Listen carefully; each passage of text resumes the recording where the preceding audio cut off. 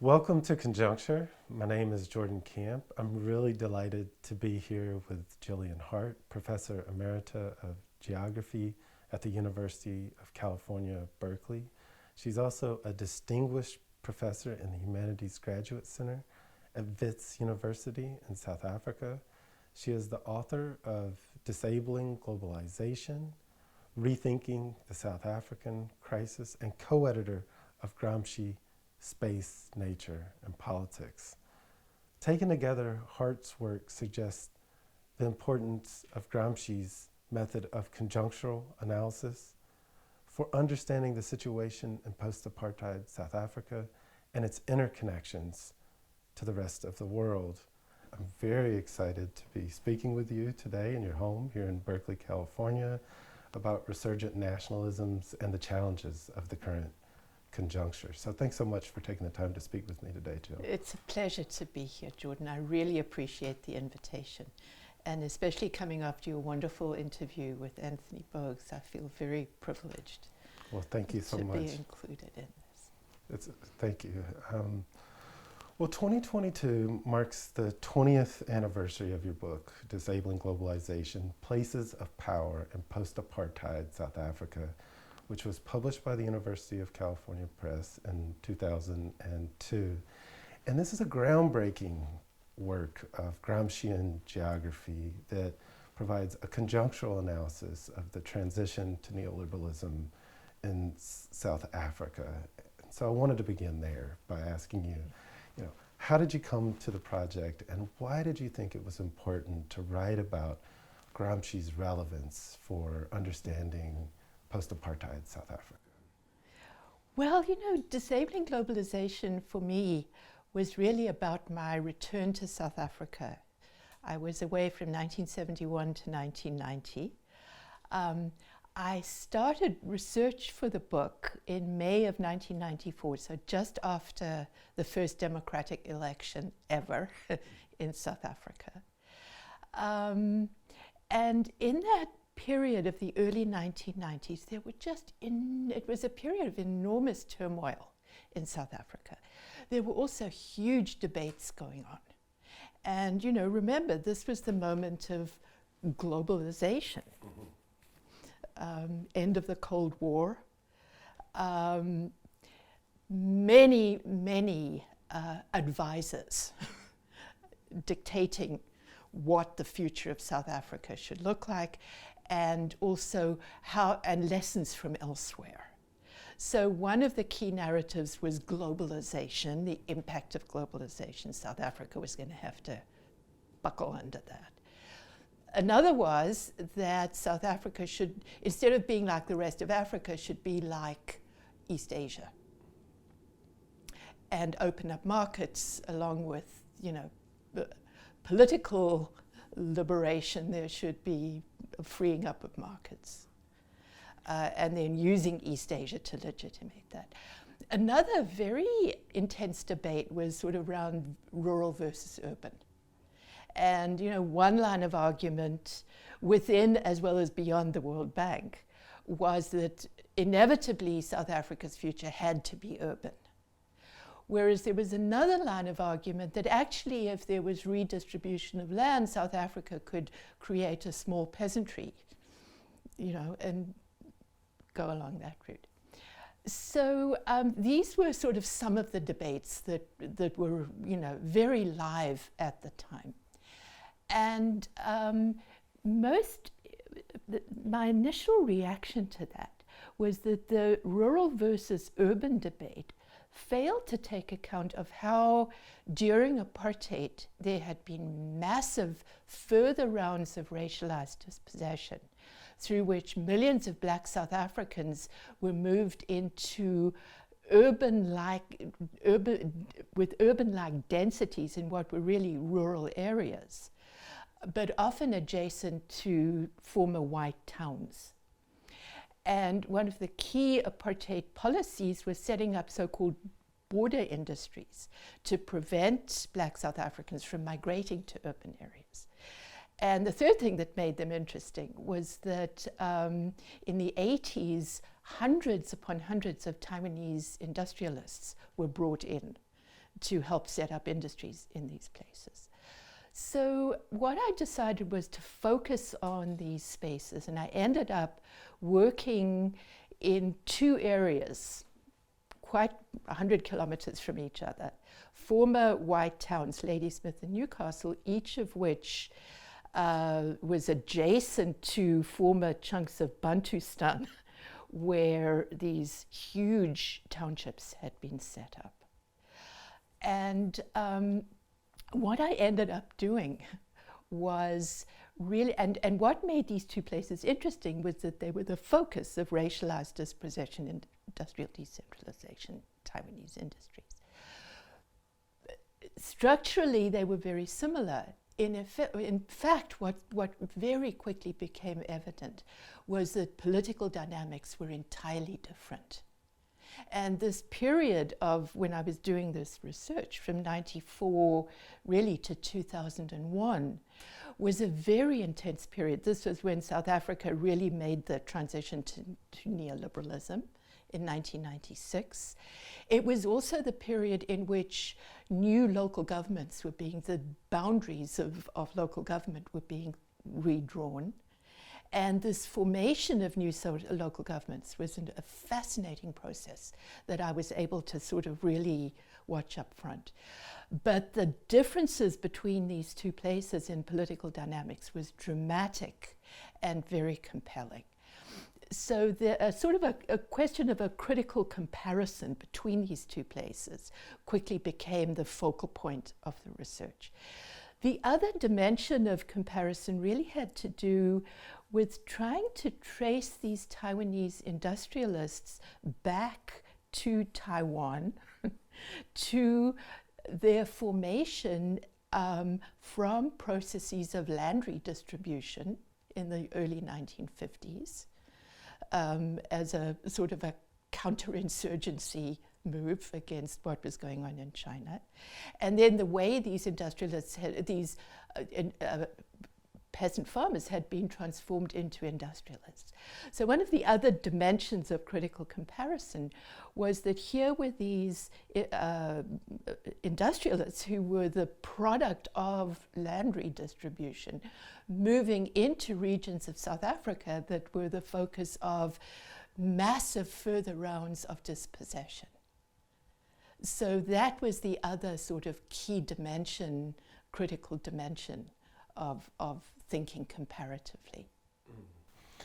Yeah, I mean, I wonder if you could say a little more about how Gramsci enabled you to think about, the politics of these places. Sure. Why did you use the concept of articulation? And here, obviously, you're in dialogue with Stuart Hall, also a number of feminist authors, and mobilize the concept of articulation to help us understand on one hand, the kind of limits of what you call an impact model of globalization, and on the other, how politics was happening at the scale of the local state.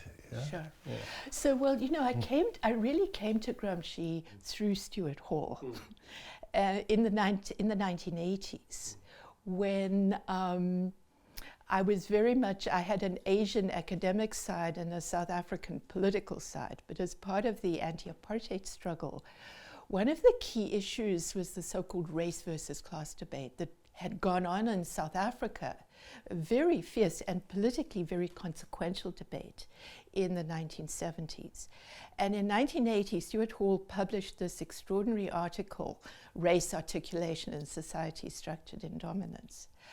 That just for me was a powerful way of getting past race versus class, precisely because he used the concept of articulation to argue that what we need to be focusing on is how race and class work in and through one another.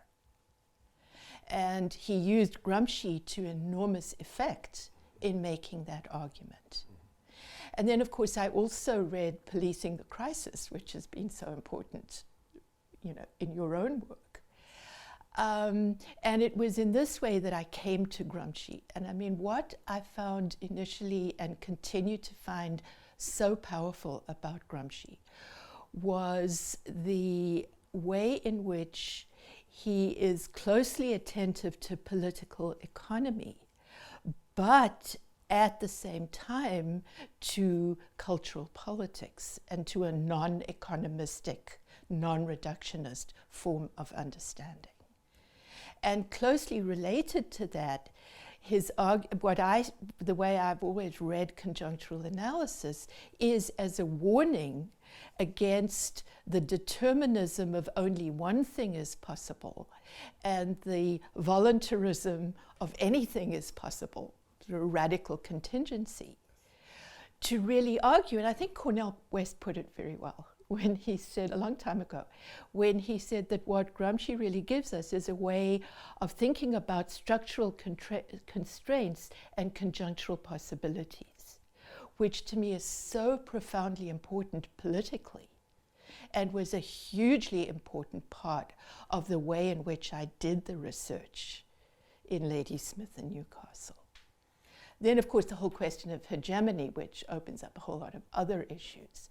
But most immediately, that was the work that Gramsci was doing for me. Well, why don't you say a little more about the question of hegemony and the work that you've been doing about the unraveling of the ANC, the African National Congress's hegemony in this period, you know? You know, before I get there, could I just say one other thing? Of course.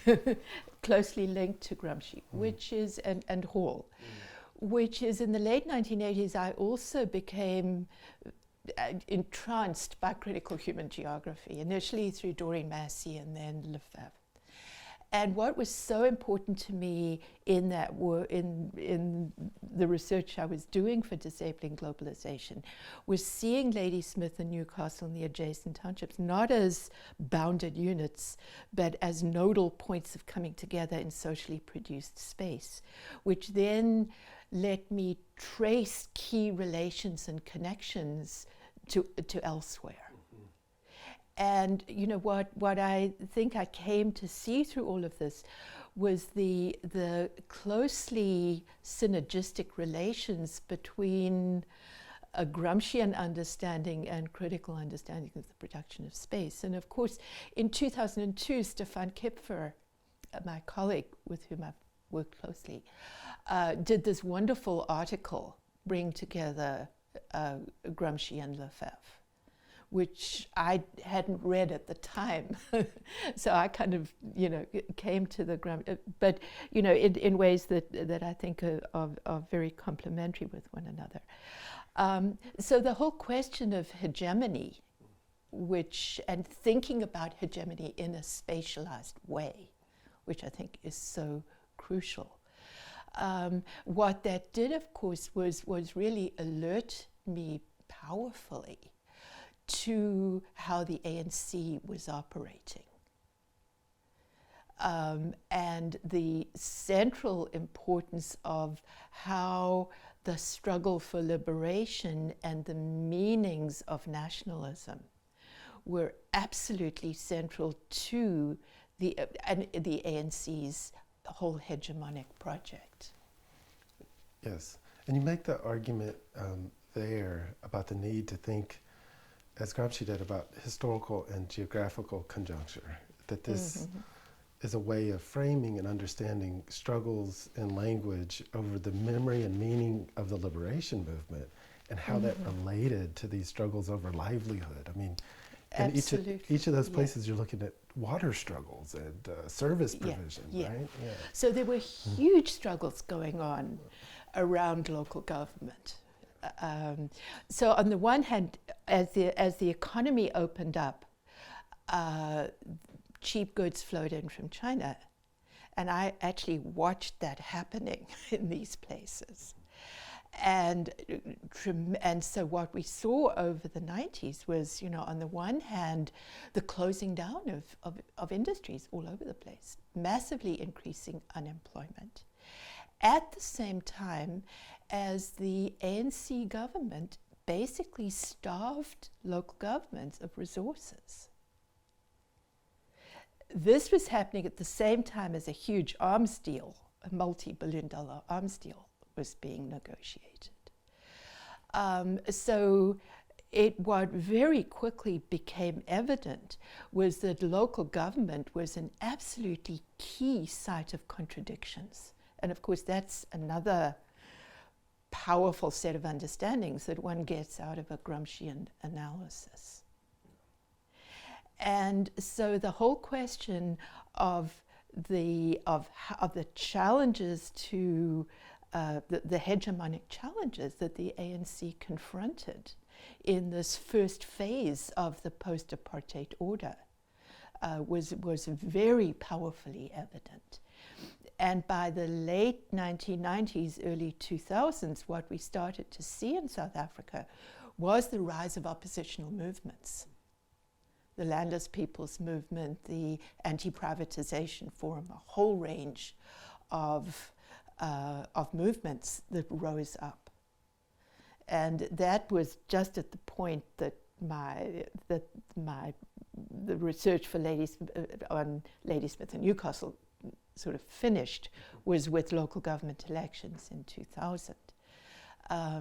But this was just an enormously challenging moment with these dramatic changes going on. Well, in that way, Rethinking the South African Crisis, the book you published with the University of Georgia Press in the United States, and it takes up where you left off in Disabling Globalization and thinks about this period in the 2000s. You've been thinking for some time, since the publication as well, about the populist turn, resurgent nationalisms in South Africa that we see emergent in this period of the 2000s and beyond.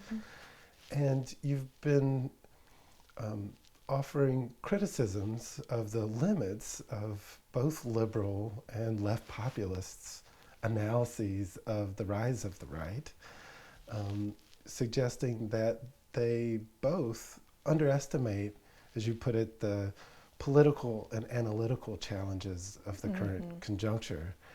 And so I wanted to ask you about that. I've been very curious to hear you say, what are some of those challenges of the current conjuncture, and how has Gramsci's method of conjunctural analysis helped you, and how can it help us in grappling with them?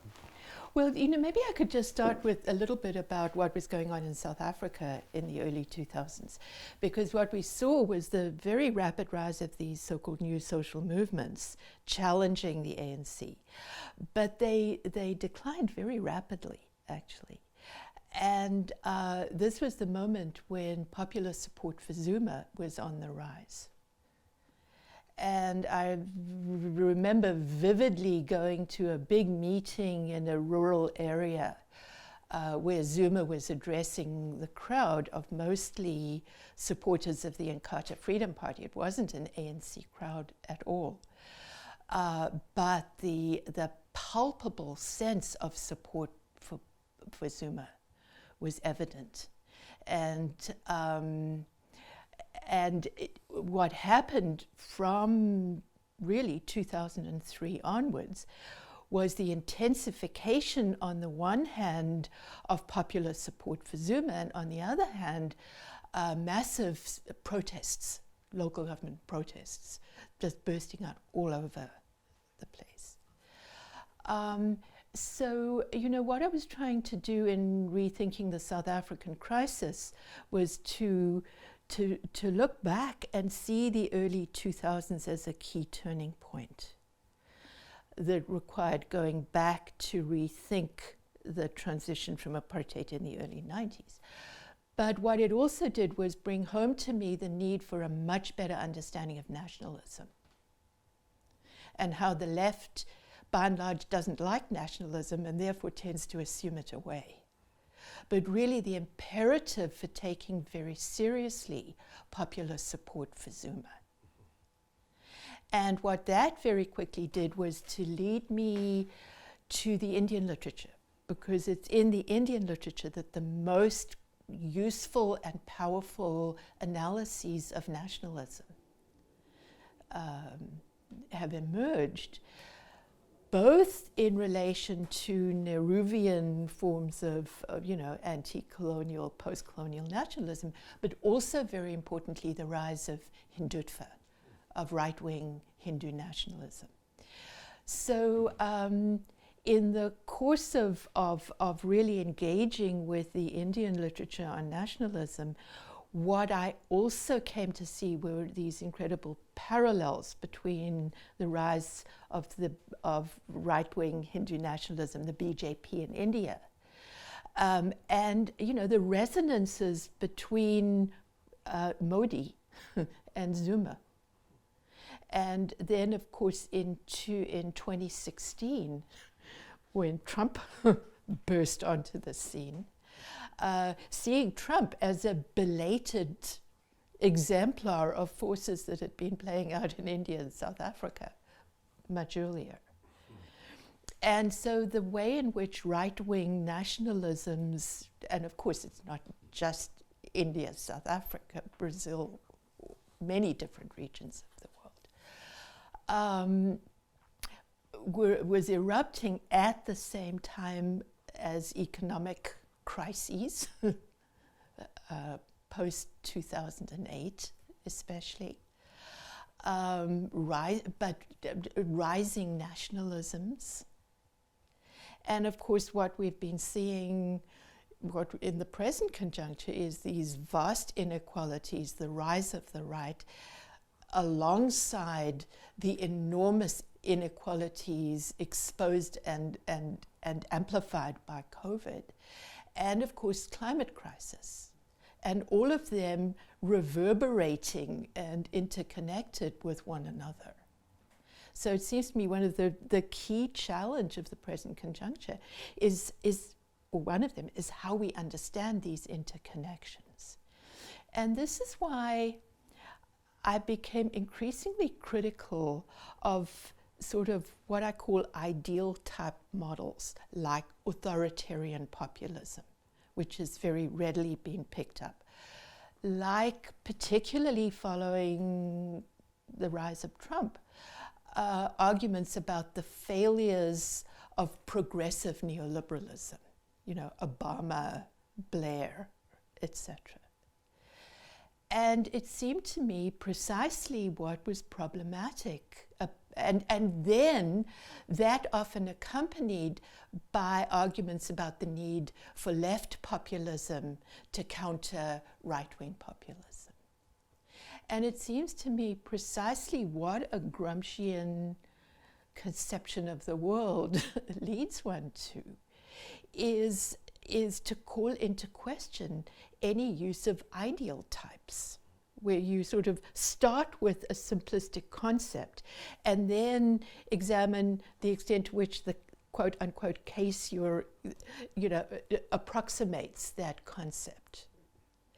And what seems to me a Gramscian understanding does is it says attend to the conjuncture with everything you've got.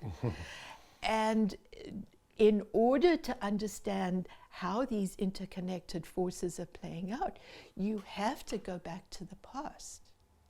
And you have to go back to past what I call, if you're trying to think in a broadly comparative way, global conjunctural moments. And what I mean by global conjunctural moments is moments, turning points, when multiple forces at different spatial scales and levels in different regions of the world are coming together to change conditions. And in order to understand, and of course we're living through a massive conjuncture, right? And in order to understand that, you have to go back to earlier conjunctures and attend both to specificities and to interconnections. Well, I want to return in a moment to the question of a global conjunctural analysis and the comparative work that you've been doing. But before I do, I wanted to ask you to say a little more about how a Gramscian conception of politics provides an alternative to left populism, understood as the people versus the power bloc. Okay, thank you. That's a lovely question. So it seems to me that what one learns from Gramsci is And remember, I think it's really important that we remind ourselves that Gramsci was dealing with fascism. He was in a fascist prison when he was, working on this. Is that Gramsci's insistence on taking seriously what he called senso commune, common sense, which is not the English understanding of common sense, but that which is taken for granted, that which is unquestioned. And how vital it is always to begin with common sense, which is precisely why it's really important to take seriously popular understandings, even when we don't like them. And so, the whole question of popular support for Trump is actually a hugely important question. And the liberal dismissal of basket of deplorables is actually dangerous because it plays right into populist leadership. So it seems to me that the key political challenge from a Gramscian point of view is how common sense understandings always contain critical elements and are always contradictory. And what are the organizational forms and processes through which common sense can become more collective, more coherent, and more critical in a way that enables critical actions and practices, and very importantly, collective ones. And that is far more complex and challenging than left populism. And I think, as we've seen in Spain and in Greece, where under the influence of Leclau and Mouffe, left populist regimes were actually in power, the limits of that sort of left populism. And the imperative and the challenge for the left is much more intense and much more demanding. But in the conditions in which we find ourselves, crucially important. Well, thank you for that. And I mean, one of the imperatives, it seems to me, is to take the right populism more seriously, not just to, as you say, dismiss it as a form of false consciousness or the like. And, after the January 6, 2021 siege on the Capitol by white nationalists, you published a piece entitled Decoding the Based, White Evangelicals or Christian Nationalists, which was published in Studies in Political Economy. And, it's about Trumpism. And while Trump has been voted out of office, of course, Trumpism remains. One of the things that you offer in that essay is a global conjunctural frame for understanding white Christian nationalisms. Their intimate links, as you put it, to racial capitalism and of imperialism. And you argue that one of the things that has become increasingly clear to you is that apartheid South Africa can be seen as a precursor to the situation in the United States. And I have been very eager to ask you to say a little bit more about that argument. So how are we to understand white Christian nationalisms in global context and as a part of a contradictory hegemonic project, as you term it? So when the attack on the Capitol happened, I was actually in the middle of writing an article about, there's a very interesting debate in the US about what is widely seen as the white evangelical component of the Trump base. Those who argue that actually this is white Christian nationalism, and that is a more useful way of understanding what's going on. which I think is actually a very important and useful argument that needs to be pushed further. But as I got into reading and thinking about all of this, what dawned on me was it all felt very familiar. The Trump era to a white South African who grew up in the thick of apartheid, it just felt enormously, I've been here before, yeah?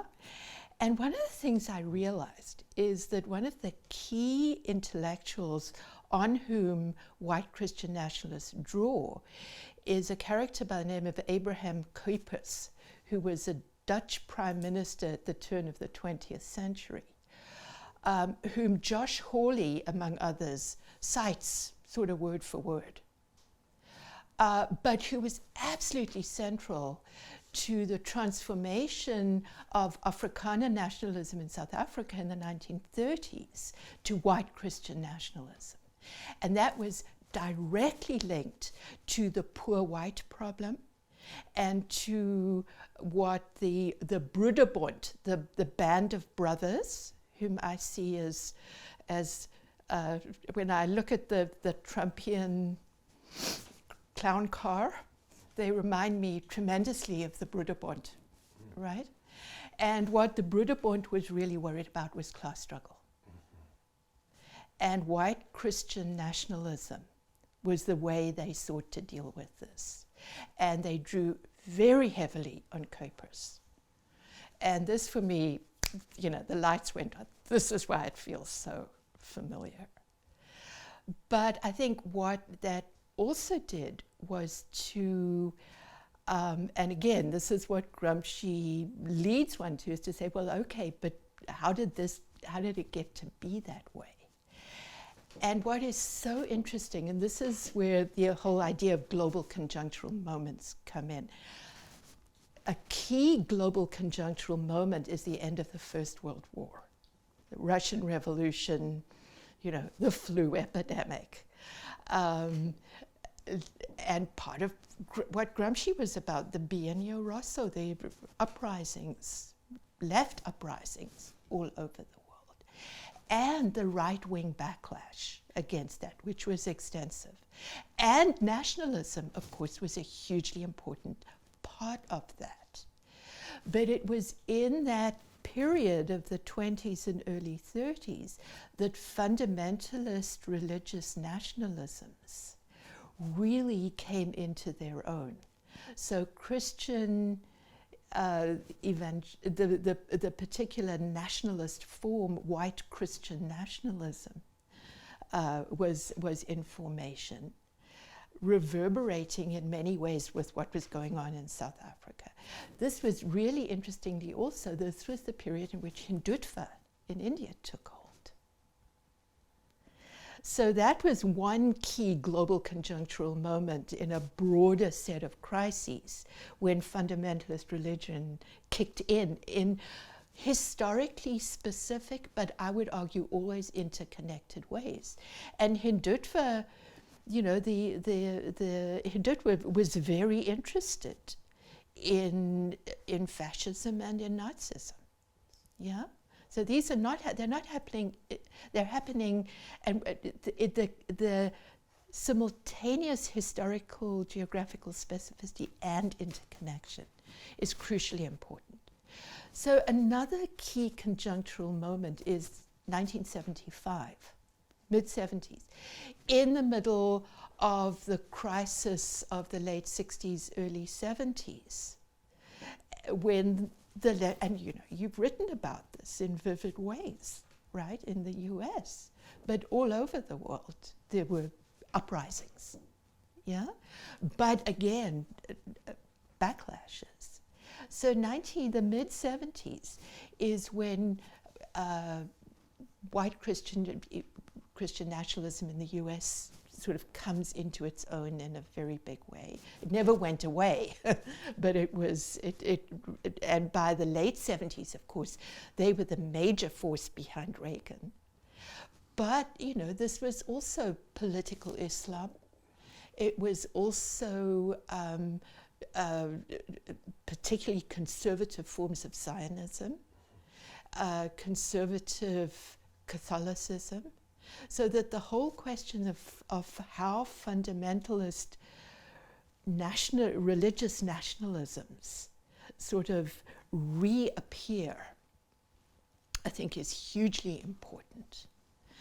And what is so additionally significant about this, and this is something that I think that I haven't said yet, but I really want to get out when one is thinking about global conjunctures, is the whole question of imperialism.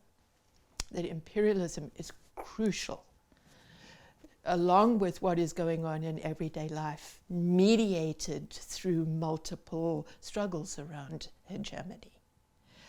But one of the reasons why this white Christian nationalism is so significant in the 80s is that they are strongly supporting Reagan, both in South Africa, and Reagan, of course, was very much propping up the apartheid regime, as well as in Central America.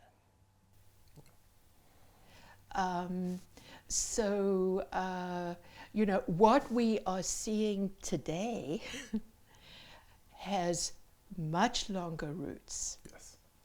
And understanding where that came from, seems to me, is absolutely crucial to any political project of how do you change, how do you dismantle, how do you change? Right. Yeah, I mean, and that seems to me part of the corrective, right, to the progressive neoliberalism thesis, that the right emerges all of a sudden after 2016. Absolutely. And rather than, you know, as you say, in response to the crisis of the 70s, the new forms of financial and military power that take shape in that period. And right? you know, that religious nationalisms are part of what Gramsci would have called deep organic, deep-seated, long-wave movements. Mm-hmm. Rather than just something that pops up out of nowhere. Right. Making it part of an organic crisis, as he Yes. terms it, right? Fundamental, Yeah. systemic even, you know. Yeah. Giovanni Righi takes him up and extends him to understand that period Right. as well, right? Absolutely, yeah. Yeah, I mean, you know, it's fascinating, these global conjunctural analysis, very urgent. I think it has significant political stakes. A lot of this work, as you were saying before, grows out of your long-term research on the rise of Jacob Zuma in South Africa. Mm. You know, the former president who was imprisoned this past summer, facing charges of corruption, money laundering, and the rest. And this made him the first president in the post-apartheid era to be imprisoned. In response, there have been massive municipal uprisings, increasingly violent, leading to over 300 deaths. Mm-hmm. So I wanted to kind of come back to Zuma and ask you if you could reflect on the importance, as you've put it, of understanding the contradictory nationalist forces at play in this rapidly changing and increasingly dangerous situation in South Africa. Yeah, for sure. Well, just to start with what happened last July, this past July, when Zuma was convicted of corruption, and there are many other charges pending. But he was sentenced to prison, and that then sparked massive episodes of looting, quite specifically in KwaZulu-Natal and Gauteng, around Johannesburg, Pretoria. And on the one hand, there's no question that these were to some extent orchestrated from above by the Zuma faction, and I want to come back to this question of factions in a minute. But what is also really important to remember is the incredible poverty inequality, and how COVID has been ferocious, and how for very, very large numbers of Black South Africans, the past couple of years have been incredibly difficult. one of the ways in which the Ramaphosa regime has tried to deal with this is by so-called COVID grants, very small grants, and very poorly administered, but that nevertheless provided some very basic sort of a safety net that had shortly before that been taken away. So, that was an immediate coming together of multiple forces. But, to respond to your question about the contradictory nature of what's going on in South Africa, I think one can go back just to pulling it down to the absolute bare bones and make the argument that right from the beginning, right from the early 1990s, capital has needed the African National Congress to keep a lid on things. But at the same time, the workings of capital itself, especially with massive capital flight, among other things, has made that increasingly difficult. And that is where nationalism becomes so powerfully important as part of the ANC's hegemonic project. But at the same time, it is enormously and inherently contradictory. Because on the one hand, there is the invocation of this glorious past to ensure a better life for all, whereas in practice what is going on is a process of betrayal. And that is exactly what Zuma was able to pick up on and amplify. And from here, I think one can go on to think about hegemony in a way that grows out of South Africa, but I think has some broader reverberations. So it seems to me, an argument that grew out of my book, Rethinking the South African Crisis, and this actually loops back as well into the failures, that this is not just a failure of progressive neoliberalism. Because Mbeki, the president who came after Mandela, Mbeki and Mandela can be seen as a form of progressive neoliberalism. But I would argue that what the rise of Zuma exemplified was something much more complicated than the failure of progressive neoliberalism. Rather, what we can see happening are two different forms of neoliberal hegemony, broadly speaking. On the one hand, what Mbeki, Clinton, Blair, Obama represent is a sort of a liberal form of neoliberal hegemony that seeks to neutralize popular antagonisms that are the workings of neoliberal capitalism sort of amplify.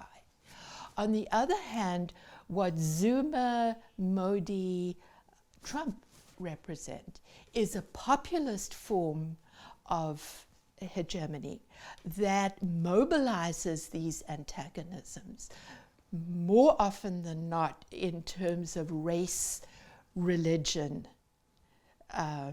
xenophobia, but then tries to keep control over that, which is where the inherently authoritarian character of this. And I think what we're seeing in the US is what is going on in South Africa with the Zuma faction is a perpetual war. It's warring tendencies between this more liberal and more populist form. And the populists in South Africa invoke radical economic transformation as part of that. And, it seems to me what we saw with the assault on the Capitol and what we see with ongoing support for Trump and what's going on in the Trump-Biden,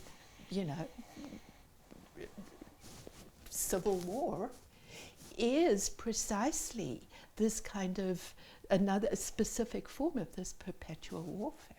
Yeah, I appreciate that. And it brings back, I think part of the debate is about how we interpret, the fact of hegemony, right? I think some scholars still use it as synonymous with dominance instead of, of a contested process. Right, yes.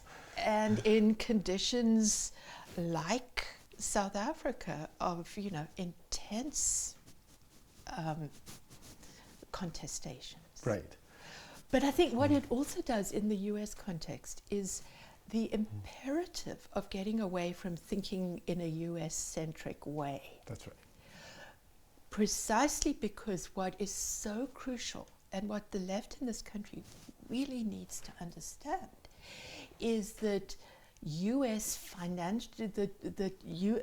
financial imperialism enables the Biden administration to spend, if they could get rid of a bloody old Joe Manchin, right? But the point is that the US can spend in a way that no other country can. And that Ramaphosa, for all that one could argue with his macroeconomic policies, and many of us do, that nevertheless a country like South Africa operates under much tighter constraints. And I think that, that dimension of a critical comparative understanding is really important and missing from a lot of otherwise powerful left analyses in this country. Right. I mean, that's one of the things I really appreciate about your work, Jill, is that you argue in the Gramscian tradition for the need for historically and geographically specific analyses of the politics of particular places, but also their interconnections. And one of the bases for comparison, as you put it in Rethinking the South African Crisis and elsewhere, is that, South Africa is, I think, the most unequal country on the planet, if not one of them. Yeah. That one of the things that it shares in common with places like the United States and India and elsewhere is that we see increasing structural inequality, wealth inequality, a proliferation of surplus life, what Michael Denning calls wageless life, right? And the increasing use of the police and of militarism, of securitization, if you like, to contain these problems, right? Which is very much, the work that you and Jenny Greenberg have done has made that, the connection between them very clear. Thank you for that. I want to ask you about some of the challenges, that we face in this conjuncture, because, one of the arguments you've made that I find very compelling and urgent is the need to translate Gramsci's insights to meet these challenges. And one of the arguments you make is that in translating Gramsci into the current conjuncture, and you've argued this in both Decoding the Base and also another essay, Why Did It Take So Long? Trumpism, Bannonism, and Global Comparative Context. That's not the exact title, I'm paraphrasing here, but this is a part of a broader project, and you're arguing the need to translate Gramsci can be aided by scholars like Frantz Fanon, Henri Lefebvre, Hamani Banerjee.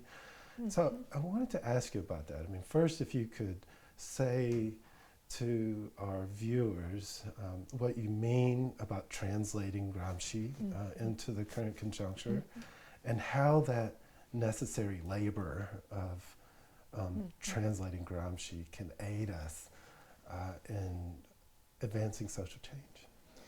So, first off, I want to acknowledge my colleague Stefan Kipfer, because it was really in a chapter we wrote together in the book that we co-edited along with Alex Loftus and Mike Eakers, that we zeroed in on this whole question of translation.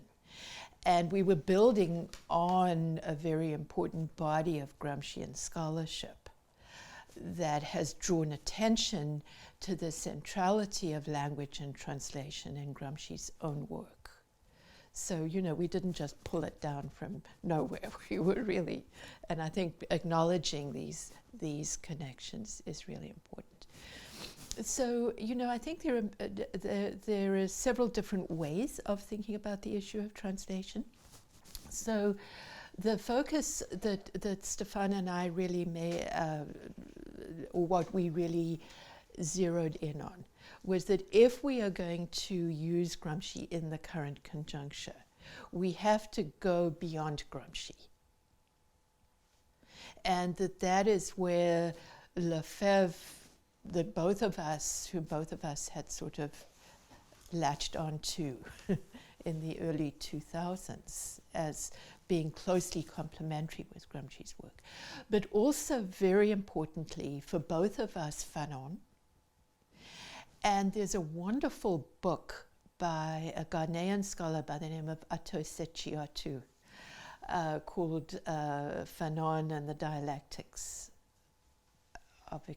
I can't remember the exact title, but it's a wonderful book in which he calls Gramsci a precocious Fanonian. But it is a wonderfully rich reading of Fanon, Gramsci together in relation to one another in their own very specific conjunctures, and is in that sense enormously illuminating in terms of really getting at the whole question of the post-colonial moment, as well as post-colonial, as well as anti-colonial nationalisms. And if Fanon comes up with a concept very similar to passive revolution when he talks about the post-colonial bourgeoisie, he comes up with a very Gramscian understanding of the need for popular engagement and involvement in the development of more critical, coherent understandings in exactly a non-vanguardist way. And in rethinking the South African crisis, I found Fanon enormously important. Himani Banerjee's work, and by the way, there's a wonderful, I'd like to give a shout out. Haymarket recently published a collection of her work entitled The Ideological Condition.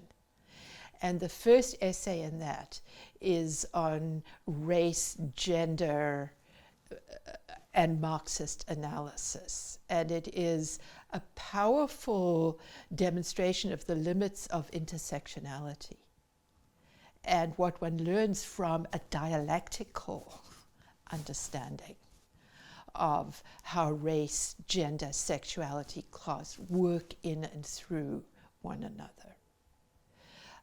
But in terms of feminist scholarship, I see Himani Banerjee's work as having very clear reverberations and resonances with, for instance, the Combahee River Collective, which I see also as working with a dialectical conception of articulation.